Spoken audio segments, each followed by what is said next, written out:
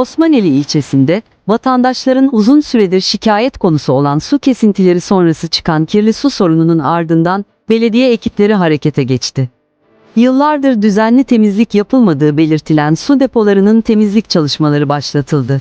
İlçe sakinleri, yaşanan her su kesintisinin ardından musluklardan, batak, çamur gibi ve simsiyah su aktığını ifade ediyordu. Bu durumun temel nedeninin, zaman içinde kirlenen ve tortu biriken su depoları olduğu tespit edildi. Konuya ilişkin çalışma başlatan Osmaneli Belediyesi ekipleri, ilçedeki tüm su depolarında kapsamlı bir temizlik ve dezenfekte çalışması yürütüyor. Çalışmaların titizlikle sürdürüldüğü belirtiliyor. Yapılan açıklamalara göre, depoların temizlik ve bakım işlemlerinin tamamlanmasının ardından Osmaneli halkına daha temiz ve içilebilir standartlarda su sunulması hedefleniyor.